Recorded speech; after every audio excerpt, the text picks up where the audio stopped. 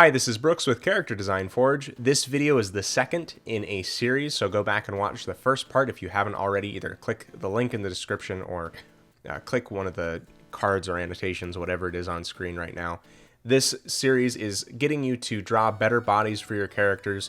Last time we walked through some bigger, broader shapes that we can use to add to the silhouette, the shape language, add some interest to our characters, and I sort of give you a little bit of a homework assignment to do the same exercise that I had in the video.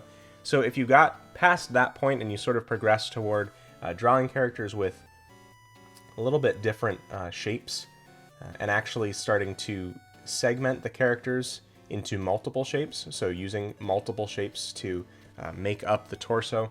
Here we have this sort of square shape along with a trapezoidal one. Again, going back to that hourglass shape, you might have this round shape with a triangular one that's on top of it.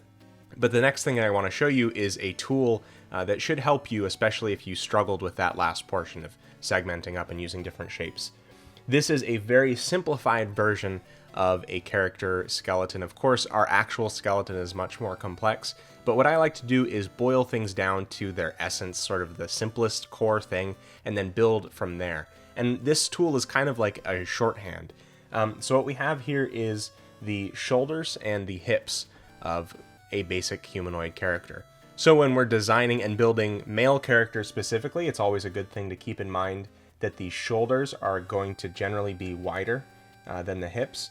This is at least at a skeletal level, so we do have to consider the fact that muscle tissue, fat tissue, the skin all goes over this, and that sort of adds a lot of shape to people as well. But generally, as a general rule, at a skeletal level, this is going to be true. The shoulders are going to be wider.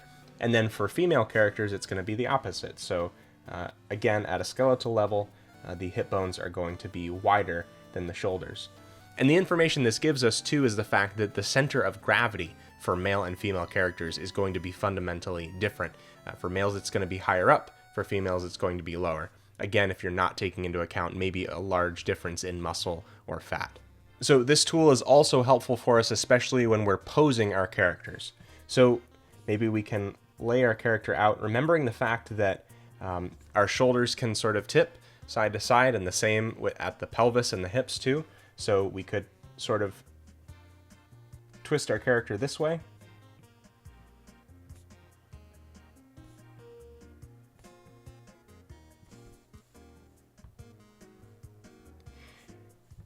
So now what's happened is we've scrunched our character up on this one side, right? We see this overall curve of the character going this direction. So we'll see maybe some rolls of fat or just some creasing on this side, and then some stretching on this side. Maybe depending on how skinny the character is, you could have maybe even the ribs starting to poke through there because the skin is being stretched.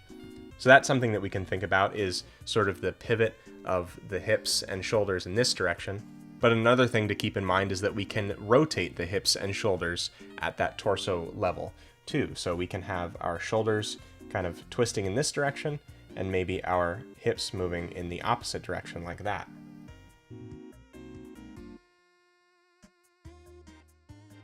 And the skin will start to twist up a little bit as well.